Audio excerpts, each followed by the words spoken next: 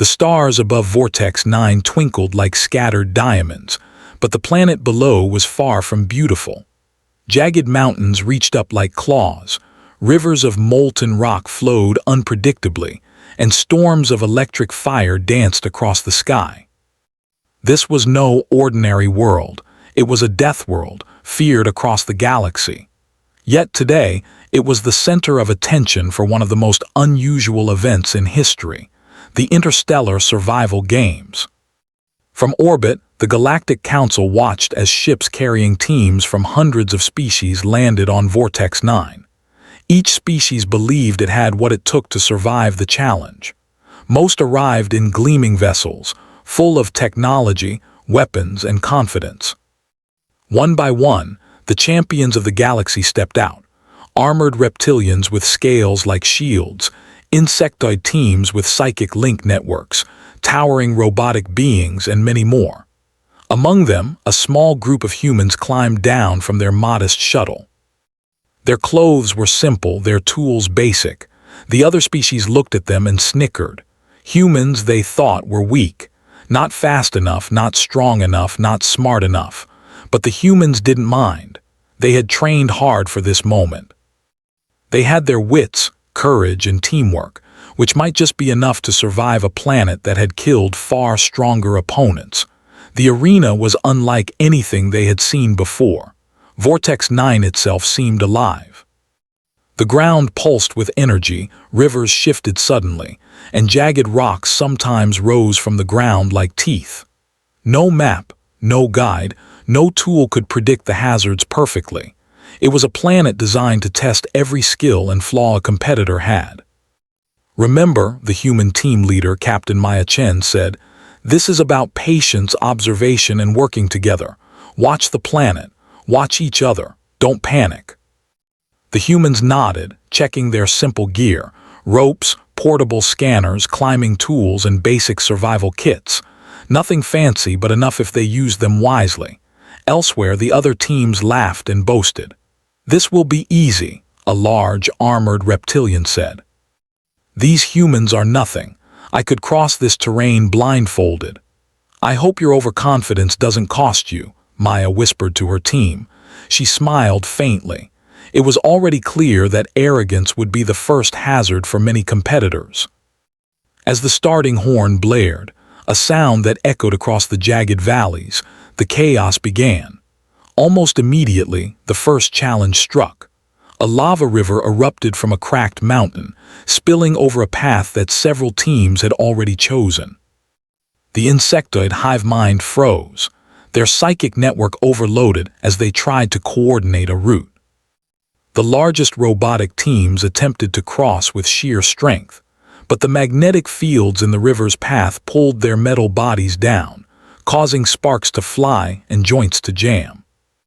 The humans waited, studying the river, analyzing the weak spots, and using long sticks to test the path. Then carefully they stepped across one by one, avoiding the traps that had caught the others. Far above, hidden in the shadow of jagged cliffs, the Deathworlders observed. They were a mysterious species, tall and lean, built to survive extreme conditions. Their faces rarely changed expression, but today some of them were laughing, quietly at first, then more openly. "Look at them stumble," one said, pointing at a winged alien flipping into a lava stream. "All the galaxy's champions falling apart, and yet those humans," they shook their heads, impressed but amused. The humans moved with careful precision, noticing small clues the others had ignored. The subtle warmth of the rocks, the direction of the wind, even the behavior of tiny creatures that darted around the lava.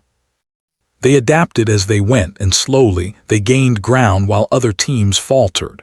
Hours passed and the first night came. Vortex 9's nights were cold and full of dangerous predators. Giant shadows moved in the dark, eyes glowing faintly. Most species built complex shelters using advanced tools, but the humans relied on simple materials, rock formations for walls, ropes for traps, and fire for protection. They huddled together, sharing stories and planning the next stage.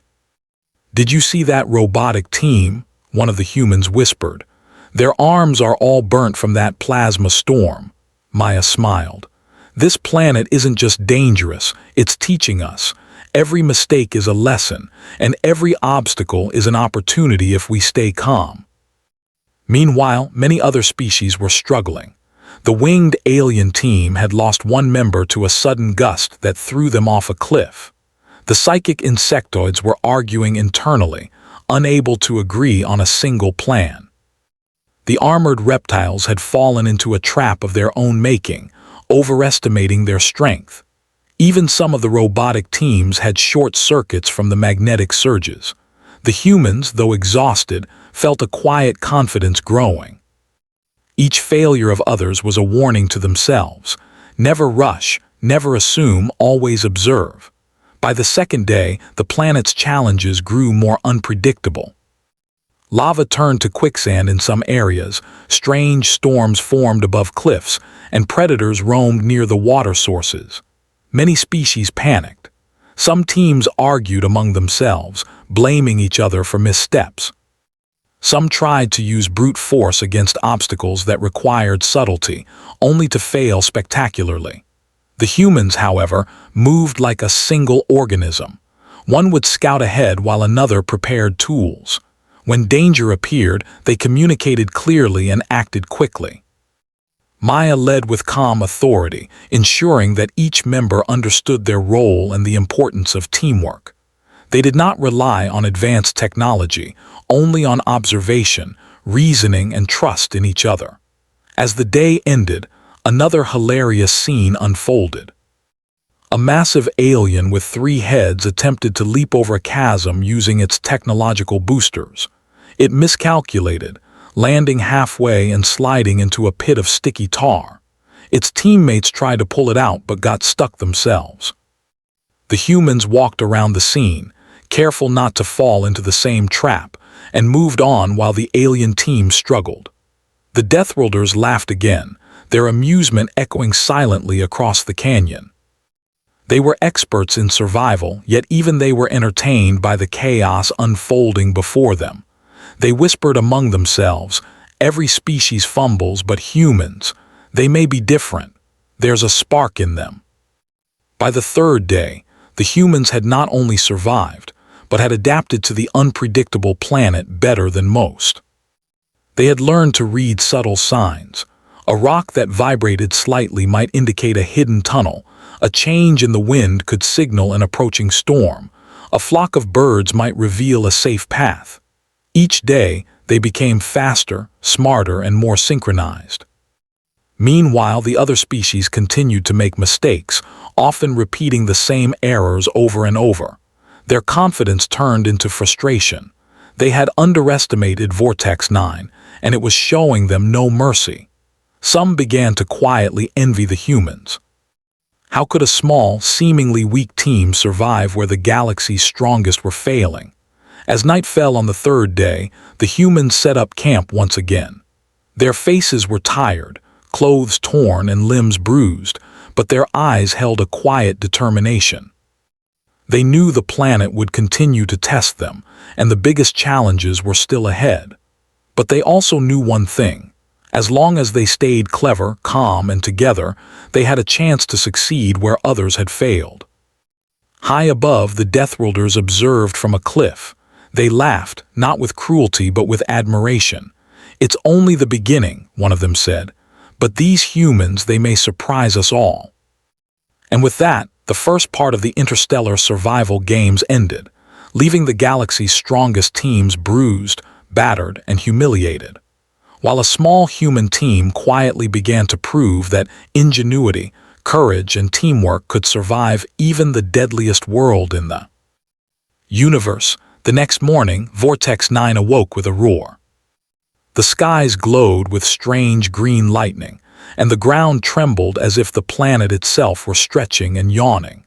For the teams competing in the interstellar survival games, it was a warning. The planet would not let anyone rest. Captain Maya Chen and her team of humans gathered quickly.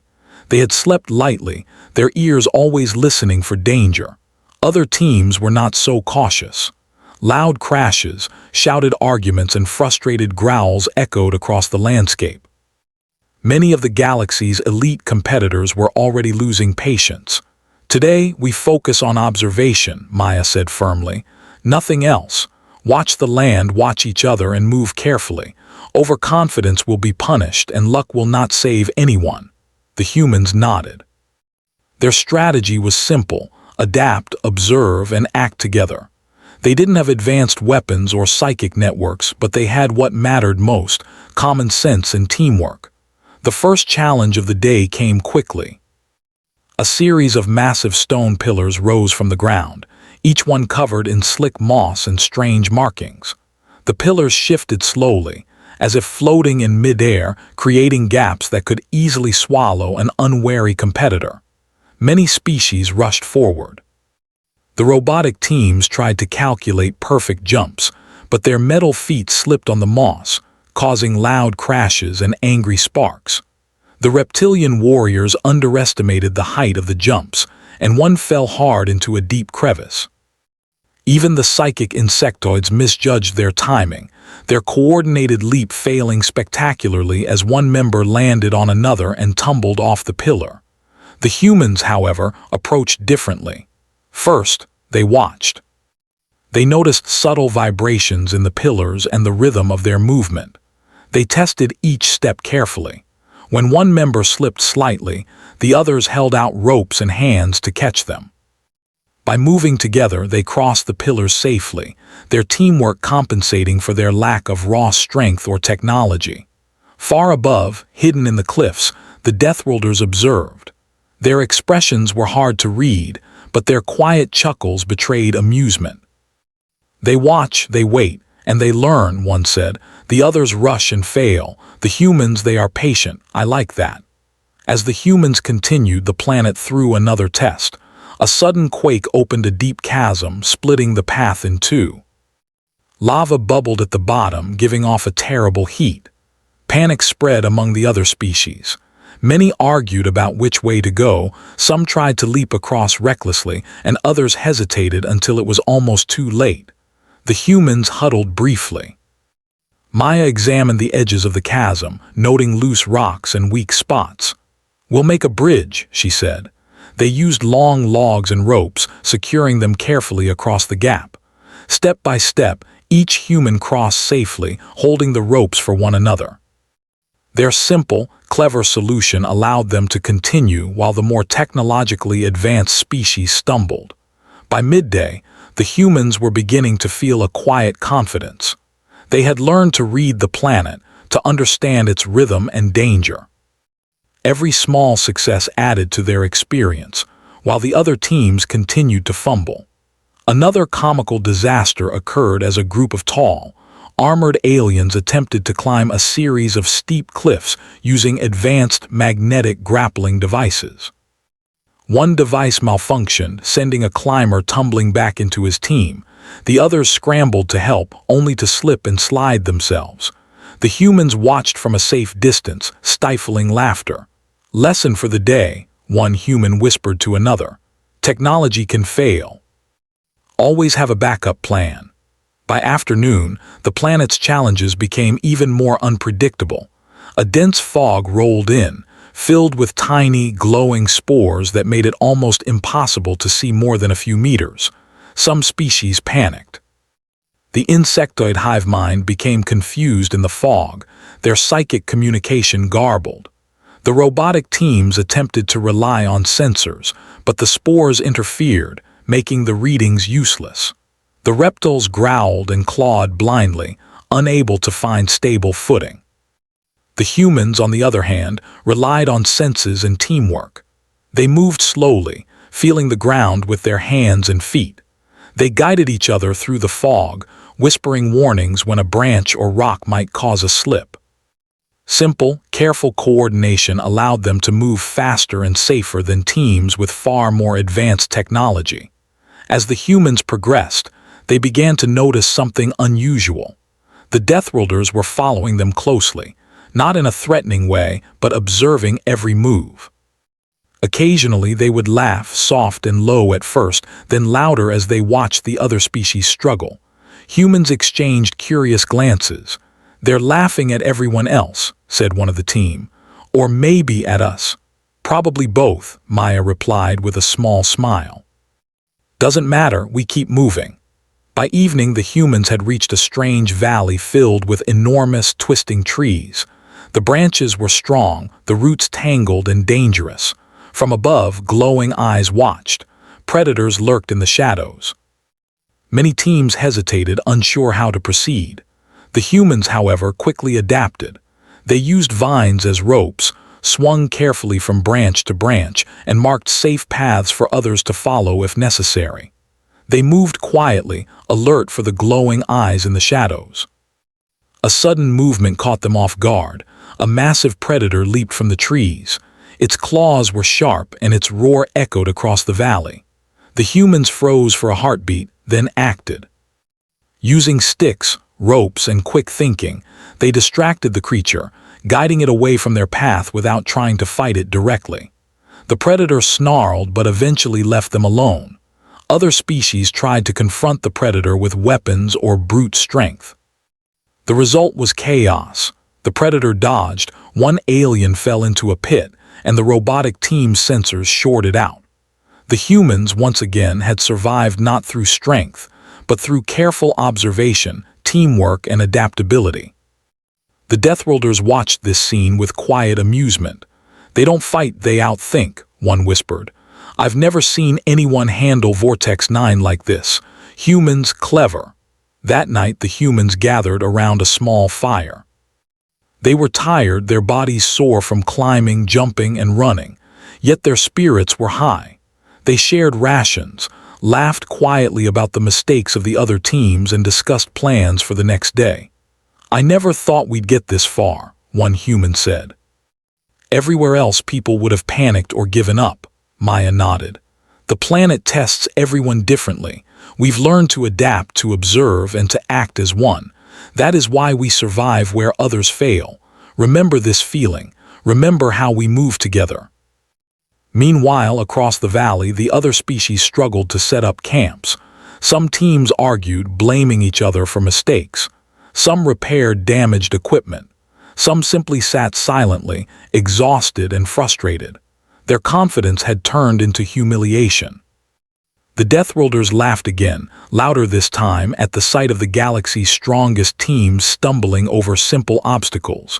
But when their eyes turned to the humans, there was a spark of respect. "They are small," one said, "but they move as if they belong here." The others foolish. The humans, unaware of the Deathworlders' quiet admiration, slept lightly that night. They knew the planet would continue to test them in ways no one could predict. But for the first time, they felt a sense of real hope. They were not just surviving, they were thriving. By the fourth day, the humans had gained a rhythm. They moved with confidence, responding to the planet's hazards with intelligence rather than force. Lava flows were avoided by reading subtle signs in the rocks. Shifting cliffs were navigated with ropes and careful timing. Predators were avoided, not fought, using clever distractions and safe paths. Even when mistakes happened, a misstep, a slip, a small fall, they learned immediately, improving their strategy for the next challenge. Every setback became a lesson, every challenge a step forward. Meanwhile, the other species continued to fumble. The armored reptiles were caught in another magnetic surge. The robotic teams miscalculated a jump and short-circuited. The insectoid's hive mind became tangled again, causing confusion and arguments. Everywhere the humans looked, competitors struggled in ways both dangerous and hilarious. The Deathworlders continued to laugh, not cruelly but with genuine amusement. "The galaxy's strongest," one said, "and yet they fall like children. The humans, they make it look easy." By nightfall, the humans made camp on a high plateau overlooking the valley below. They were bruised, tired, and hungry, but their spirits were stronger than ever. They had survived a full day of unpredictable challenges, outsmarted predators, and avoided hazards that had caught the galaxy's elite. Maya looked at her team. "Remember this," she said. "Every mistake we avoid, every step we take together, it counts." The others will stumble, but we will thrive. The planet is teaching us.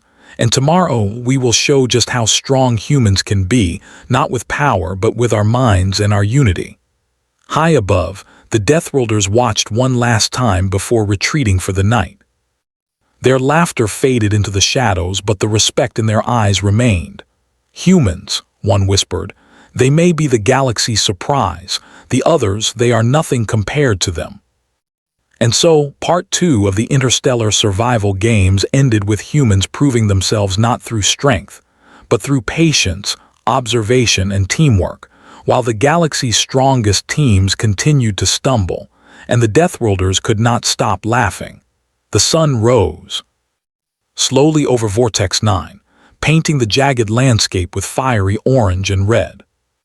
Mist swirled between the cliffs, and distant rumbles of shifting rock echoed across the valleys. For the remaining teams in the interstellar survival games, the day promised the most dangerous challenges yet. Captain Maya Chen and her human team prepared quietly. Their clothes were torn, faces smeared with dirt and soot, but their eyes shone with determination. They had survived lava rivers, shifting cliffs, predatory creatures, and countless traps that had humiliated the galaxy's strongest species. Today they faced the final stage, a test rumored to be nearly impossible, the sentient maze. The maze was no ordinary challenge. It was alive, or at least it seemed to be. Paths shifted, walls moved without warning, and obstacles appeared where none had existed before. No map could guide anyone, no scanner could detect safe routes. Only sharp observation, quick thinking, and careful teamwork could carry anyone through. From the cliffs above, the Deathworlders watched silently. They were rarely expressive, but today some of them leaned forward, intrigued. "This is where it ends," one said softly. "Most will fail spectacularly. Humans, I wonder." The maze began as a flat expanse of glowing stone tiles. As teams entered, walls rose from the ground, separating competitors into narrow passages. A low hum resonated through the floor, vibrating with every step. Most species panicked immediately. The robotic teams attempted to calculate probabilities, but the tiles shifted faster than their processors could predict. The insectoids tried to coordinate telepathically, but the hum interfered, causing confusion. The reptilians relied on brute force, smashing walls and stepping blindly into traps. The humans, by contrast, paused. They felt the vibrations in the tiles, noticed subtle changes in the patterns, and observed the timing of the shifting walls. They communicated clearly, whispering warnings and marking safe paths with small rocks and sticks. One by one, they moved carefully, avoiding pitfalls and trapdoors that swallowed others. At one point, a sudden wall rose behind them, forcing them to leap across a widening gap. One human stumbled, nearly falling, but another caught them with a rope. No one panicked. No one blamed anyone. Every step was calculated, deliberate, and supported by the team. Meanwhile, the other species continued to struggle. A robotic team tried to brute force a path, only to trigger a pitfall that dropped 3 of their members into a deep cavity. A winged alien misjudged a jump, smashing into a moving wall and sliding down a slope. The insectoid's hive mind became entangled again, arguments and panic spreading like a wildfire. The humans, small and unassuming, moved steadily forward.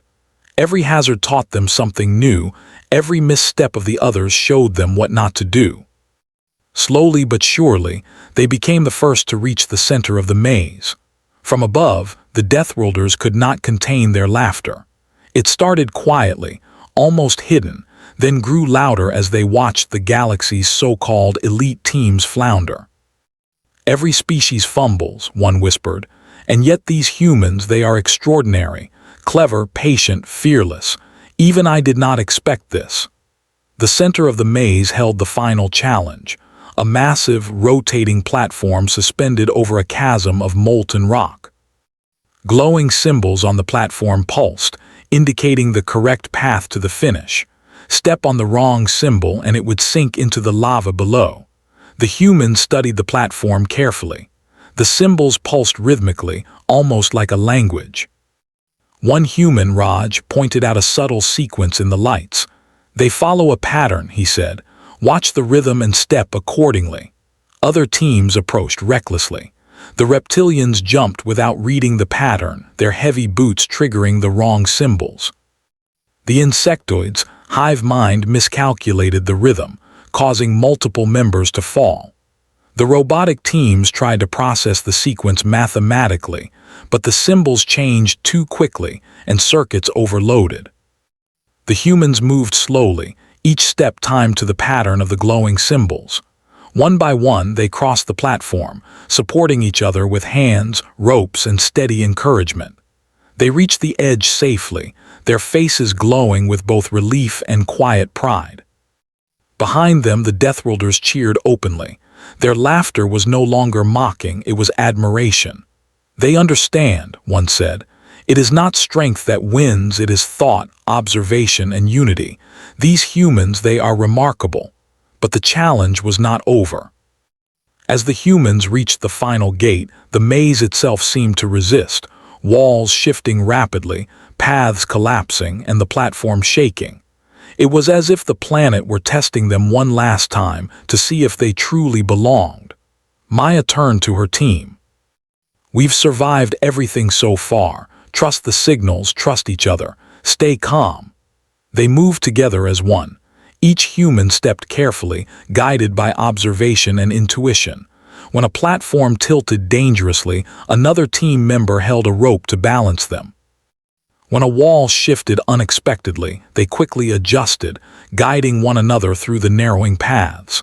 Every movement was precise, every decision deliberate.